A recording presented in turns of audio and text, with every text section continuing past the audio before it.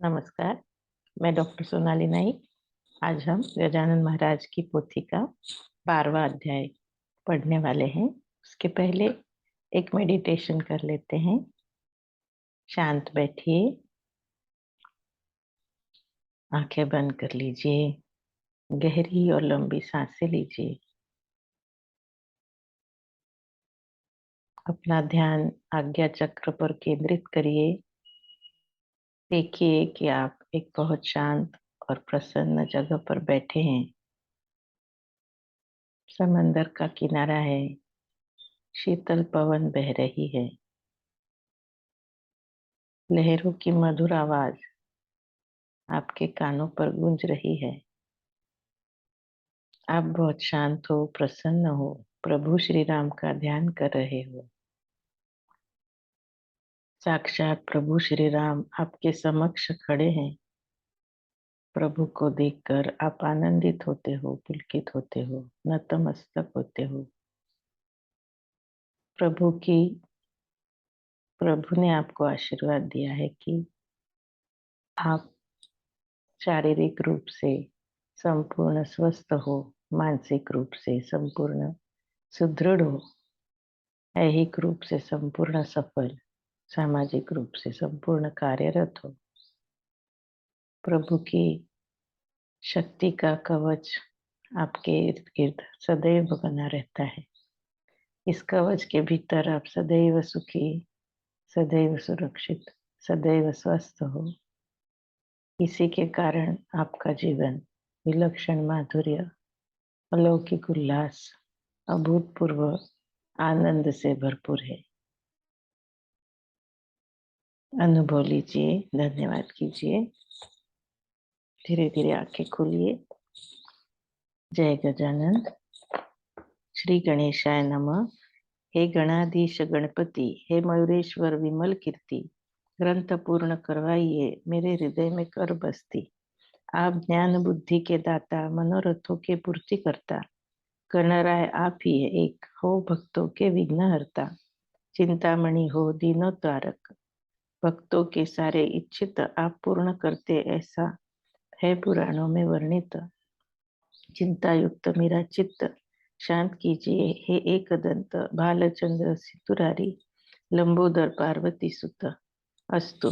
बच्चूलाल अग्रवाल अकोले का एक धनवान एक था, जिसका मन अति उदार और दयावान। जो था बूढ़े लक्ष्मण पंत, उसकी कारंजे की हकीकत कानों कान इसने सुनी तो हो गया था संशकित, सशंकित। सत्यासत्य की जांच करने विचार करने लगा मन में, तो एक बार श्री गजानन महाराज पहुंचे अकोला में। आए बच्चूलाल के घर, बैठे उसके ओटले पर। बच्चूलाल सच्चा भक्त है, मन में ऐसा सोचकर आनंदित था। उसका मन स्वामी को बोला ऐसे वचन, मेरा मन चाहता है आज आपका करूं पूजन। सुनकर उसके ये वचन महाराज ने हिलाई गर्दन, मतलब उसका ऐसा था, दिया है तुझे है अनुमोदन। तत्काल ही ओटले पर सामग्री की सब तैयार, पूजा पूजन प्रारंभ किया उसने। सदा सादर षोडशोपचार लगाए, कितने ही उपटन कराए, उन्हें मंगल स्नान। अंत में जरी का पीताम्बर कराया उन्हें परिधान। बहुमोल कश्मीरी शालों की बदन पर उड़ाई जोड़ी, सर पर कमाल रुमाल धवल एक बांध दिया था जरतारी। सांकर पहनाई गले में, कड़े पहनाए हाथ में, 10 भिन्न मुद्रिकाएं पहनाई उंगलियों में, वाम कर में पहनाई पहुंची एक अनमोल हीरे की रत्न जड़ित हार ने बढ़ाई शोभा उनके गले की। जलेबी राघवदास पेड़े नैवेद्य में रखे बड़े, एक छोटे थाल में त्रयोदश गुण युक्त बीड़े। सुवास फैला इत्र का, टीका लगाया अष्टगंध का, महाराज के शरीर पर जल भी छीटा गुलाब का। एक सुवर्ण के थाल में रखी दक्षिणा, अंत में जो बहुत ही बड़ी थी, पोन मोहरों के रूप में। अनुमान से उसकी कीमत 10,000 रुपयों तक हो सकती है। मैं अब वर्णन करूं कहाँ तक। श्रीफल रखकर सामने ऐसा कहा बच्चूलाल ने, राम मंदिर बांधने की इच्छा तीव्र है मन में। मेरा ओटला छोटा है, उत्सव में कम पड़ता है, उस पर मंडप डाला तो भी जगह का प्रश्न उठता है। मेरा ऐसा मनोरथ पूर्ण कीजिए भगवंत। कहकर चरणों में सर रखा आदर भाव से अत्यंत। उस पर साधु गजानन बोले, ऐसे आशीर्वचन तेरे मनोरथ सारे पूर्ण करेंगे श्री जानकी जीवन। आज तूने यह क्या किया? भोले का बैल बना दिया। गहने पहनाने का मुझे कारण समझ में न आया। मैं न बैल भोले का, न घोड़ा दशहरे का। मुझे भला क्या उपयोग हो सकता है इन गहनों का? अरे यह सारा विष मुझे न होना, इसका स्पर्श दूर रखो ये झंझट मुझसे। इनमें नहीं होता हर्ष। अथवा अपनी संपत्ति का प्रदर्शन करना है चाहता, सही कारण इसके पीछे क्या है बच्चूलाल बता। जिसे जो लगती भली वस्तु उसे देना वही। मैं पागल सन्यासी नग्न घूमता गांव में सदैव ही। तुझको ही है हो मुबारक तेरा यह धन दौलत। तुझ जैसे गृहस्थों को ही रहती इसकी जरूरत। मेरा मालिक भीमा तट पर खड़ा हुआ है ईंट पर। वह धन देने को मुझे क्या सदा नहीं है तत्पर। ऐसे वचन बोल दिए, शरीर से सब उतार दिए, वस्त्र भी और गहने भी चारों ओर फेंक दिए। श्री गजानन ने गए निकल केवल दो पेड़े खाकर। अकोला के लोगों को तब दुख हुआ यह देखकर। उनमें कुछ कारंजे के थे, लोग भी उपस्थित थे। कहने लगे, लक्ष्मण के तो भाग्य ही फूट गए थे। बच्चूलाल के समान उसने पूजन किया अपने घर में, लेकिन संपत्ति का लालच रखा ही था अपने मन में। ऊपर ऊपर विनय दिखाया, मीठा मीठा भाषण किया। श्री गजानन महाराज को क्या वह समझ न आया? पूजा सदैव दाम्भिकों की केवल शब्दमयी रहती। अक्षता से कर लेते हैं महावस्त्र की वे पूर्ति। शर्करा अखंड खाद्यानि ऐसे बोलते रहते हैं वाणी से। प्रसाद का काम चला लेते सड़े मूंगफली के दाने से। फल भी उसी स्वरूप का मिलता दाम्भिक पूजन का। ऐसी कृति में बेड़ा गर्क हुआ हमारे लक्ष्मण का। बच्चूलाल है धन्य धन्य, जैसा किया उसने भाषण, उससे थोड़ा सा भी अलग नहीं किया उसने वर्तन। अतः उसका सारा धन कम नहीं होगा आजीवन। संत कृपा से सुख में वृद्धि होती रहती है प्रतिक्षण। इसके बाद बच्चूलाल ने ढूंढा सारे अकोला में, लेकिन सफल हुआ नहीं उन्हें खोज निकालने में। अस्तु, पीताम्बर नाम का एक भक्त दर्जी जाति का शेगांव के मठ में था, शिष्य गजानन महाराज का। उसने सेवा गजा महाराज की बहुत मनोभाव से की। फल प्राप्ति हुई उसको। एक दिन तपश्चर्या की, पट्टी धोती पहनकर घूम रहा था पीताम्बर।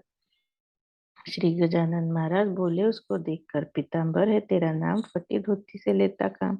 पार्श्व भाग तो ढकले पगले देख रहे हैं लोग तमाम।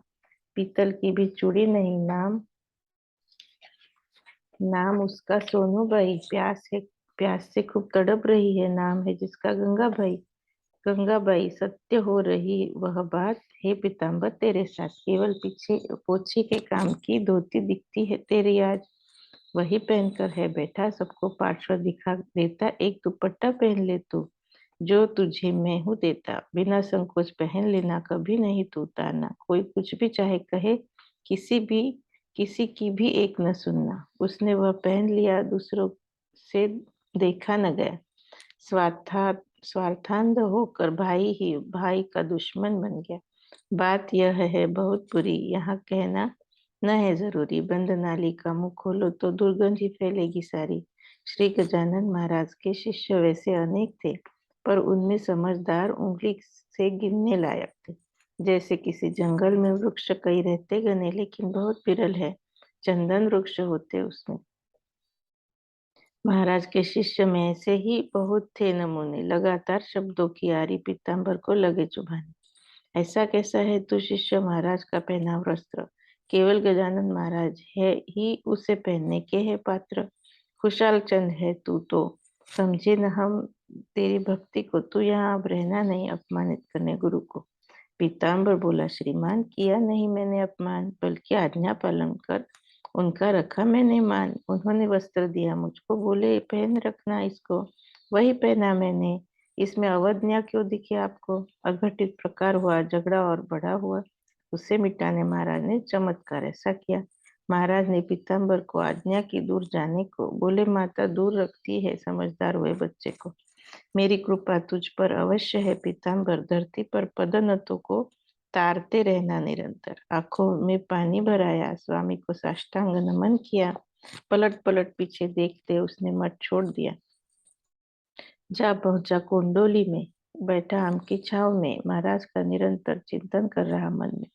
रात भर वही रुका। सुबह जब सूर्य उगा, चींटों के से त्रस्त होकर पेड़ के ऊपर जा पहुंचा। पूरे आम के पेड़ पर चींटियां चींटे रहे विचर। पीताम्बर देख आया छोटी बड़ी डाल पर, निर्भय स्थान पीताम्बर को मिला नहीं बैठने को। यह कृत्य अति विचित्र लगा सभी चरवाहों को। कहने लगे वे आपस में, इस पेड़ की शाखों में पता नहीं क्यों वानर सा यह लगा है घूमने। थोड़ी छोटी बड़ी टहनी पर इस यह निर्भीकता से घूम कर आया, लेकिन आश्चर्य है गिरा नहीं धरती पर।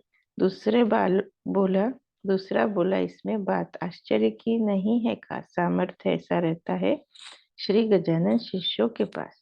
इसका अर्थ यह हो सकता शिष्य अवश्य है यह उनका। चलो सब गांव में जाकर किस्सा सबको कहते इसका।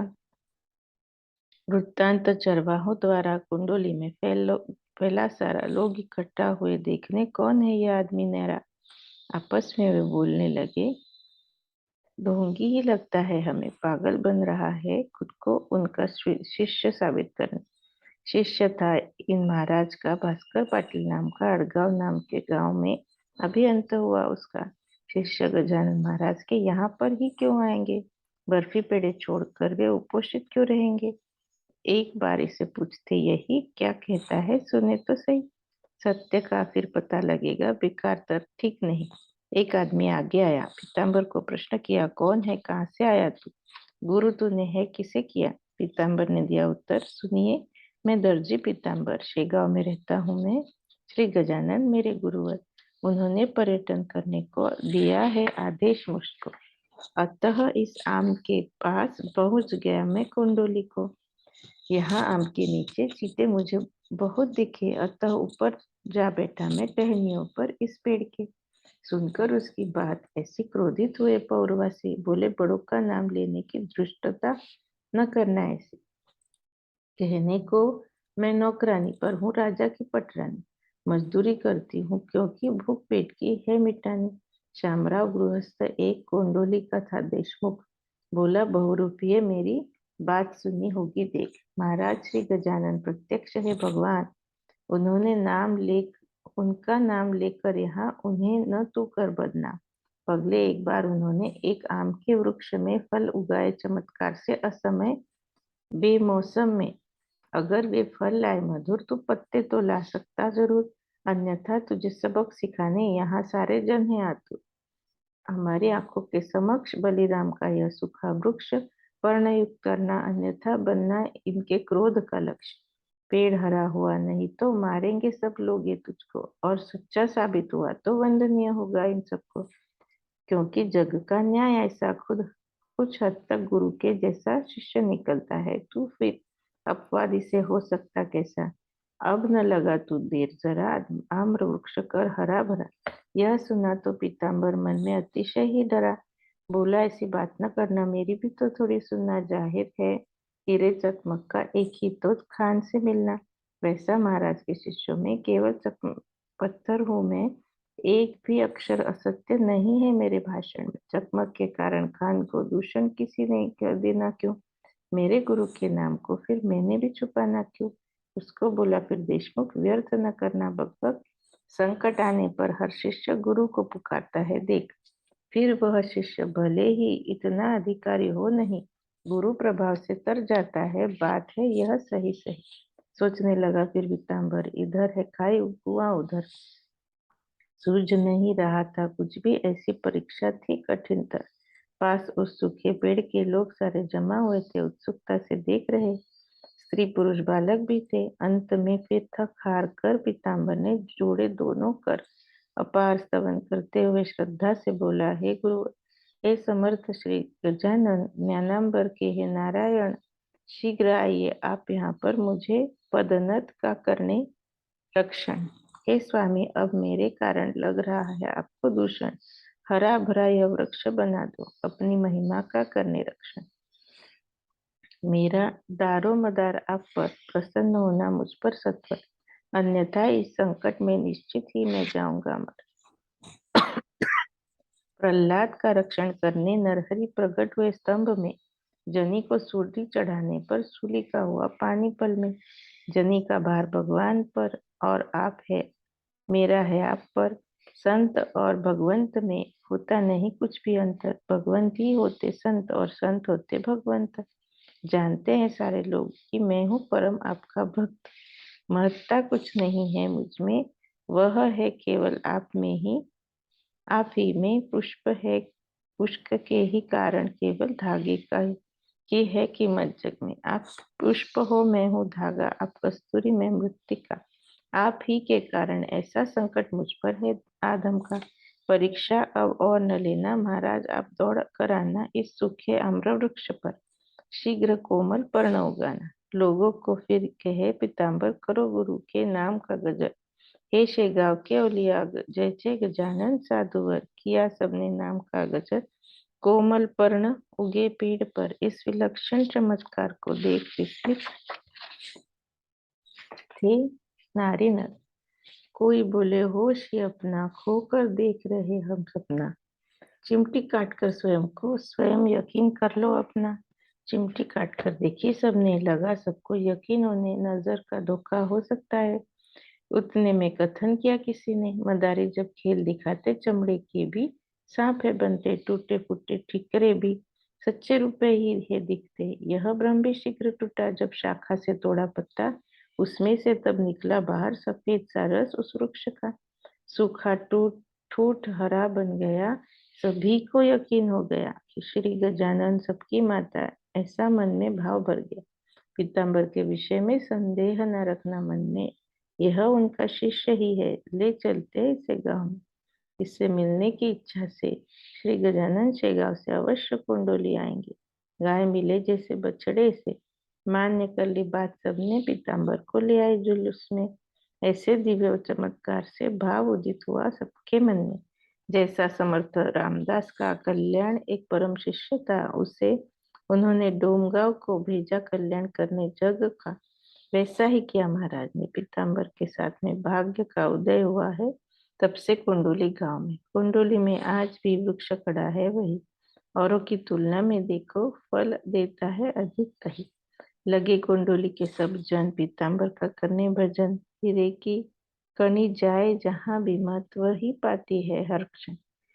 स्थापित कुंडोली में वही पीताम्बर का हुआ मठ भी, पंचतत्व में विलीन हुए वहीं पर उनके प्राण भी। अस्तु। इधर शेगांव में महाराज अपने मठ में बैठे थे, किसी कारण से होकर उदास अपने मन में। शिष्यों ने फिर कारण उसका हाथ जोड़कर उनसे पूछा, महाराज इतना अस्थिर क्यों हो गया है मन आपका। महाराज ने उत्तर दिया, हमारा कृष्णा पाटिल गया, चिकनी सुपारी जो हमें रोज करता था दिया, याद कर रहे हम उसको। पुत्र उसका राम अभी तो बहुत छोटा है, अब देगा चिकन सुपारी कौन हमको। राम बड़ा होने पर ही करेगा हमारी चाकरी, अतः मठ में रहने की अब नहीं है हमारी तैयारी। सबके मन को हो गई चिंता सुनकर भाषण महाराज का। महाराज का विचार अब दिख रहा यहाँ से जाने का। हम किसी भी प्रकार से जाने नहीं देंगे यहाँ से। चलो पकड़ते हैं चरण उनके जाकर प्रेम से। यह सोच ताराचंद मारुति, बंकट श्रीपतराव प्रभृति शिष्य पहुंच गए मठ में। महाराज को करने विनती। बोले सारे चरण पकड़कर, महाराज हमको त्याग कर जाना न आप रहने हेतु अन्य किसी स्थान पर। जहाँ इच्छा हो आपके मन में वहीं रहिए शेगांव में, पर ग्राम या छोड़ने का विचार लाइए न मन में। कहा ऐसा महाराज ने, फूट है तुम्हारी गांव में। यहाँ किसी की भी जगह चाहिए ना मुझे रहने। ऐसी जगह अगर मिलेगी जो किसी की भी ना होगी, तभी मुझे शेगांव में रहने की इच्छा होगी। ऐसी उनकी बात सुनकर छा गई चिंता सबके मन पर। बहुत ही कठिन आज्ञा हम दे रहे हैं योगीवर, हमें दे रहे हैं योगीवर। किसी की भी जगह में रहना मंजूर नहीं इन्हें। इनके लिए सरकार भी जगह क्यों देगी हमें। हमारे साधु की महिमा सरकार मानती है ना। बंकट बोला, महाराज हमें ऐसे संकट में डालो ना। धार्मिक काज हेतु जगह देने की नहीं है कुछ वजह। विश्वास है हमें क्योंकि राज्य विदेशों का है यह। हम में से किसी की भी आप जगह मांगे अभी आपको सहर्ष देने का है तैयार हम सभी। महाराज बोले ऐसे वचन कितने अज्ञ हो। सारी जमीन के मालिक है एक सच्चिदानंद दयाघर। भू पर राजे कितने आए और आकर चले गए। काहे की जगह सरकारी मालिक पांडुरंग ही है रहे। केवल व्यवहार निभाने राजे रहते मालिक बने। भूषण की यह बात नहीं प्रयत्न करो तो सफल बने। आगे एक बोलो न अक्षर प्रयत्न सफल होंगे सत्वर। हरि पाटिल को यश मिलेगा कोशिश में जो होगा तत्पर। सारे भक्त जन वहां से पहुंचे घर पहाड़ी पाटिल के। सरकार में अर्जी दे दी सलाह पर उन परम भक्त के। कुलढाणी का सर्वाधिकारी साहब था नाम था करी। उसने एक एकड़ को तुरंत ही दे दी मंजूरी और ऐसा भी कह दिया तुमने आवेदन था किया 2 एकड़ का पर मैंने 1 ही एकड़ मान्य किया। करोगे 1 साल के अंदर सदुपयोग इसका अगर आपकी इच्छा पूर्ण करने दूंगा मैं एक और। आज मैं दफ्तर में आज भी दफ्तर में मिल सकता वह प्रस्ताव सरकार का प्रभाव ऐसा लोकोत्तर है महाराज की वाणी का। हरिबंकट जैसे भक्त बड़े चंदे के लिए निकल पड़े। द्रव्य निधि आ गई क्षण में काम पर सब टूट पड़े। इसके आगे का समाचार अगले अध्याय में है सविस्तर। सत्पुरुष का हर मनोरथ ईश्वर करते हैं साकार। विठू पाटिल डोंगर गांव से, लक्ष्मण पाटिल वाड़े गांव से, नीता चंदी को जमा हुए जागू आबा शेगांव से। श्रीदास गणु विरचित श्री विजय गजानन विजय ग्रंथ कल्याण हेतु सुनिए श्रोतागण सारे होकर एक चित्त। शुभम भवतु श्री हरिहरार्पणमस्तु इति श्री गजानन विजय ग्रंथस्य द्वादशोऽध्यायः समाप्तः।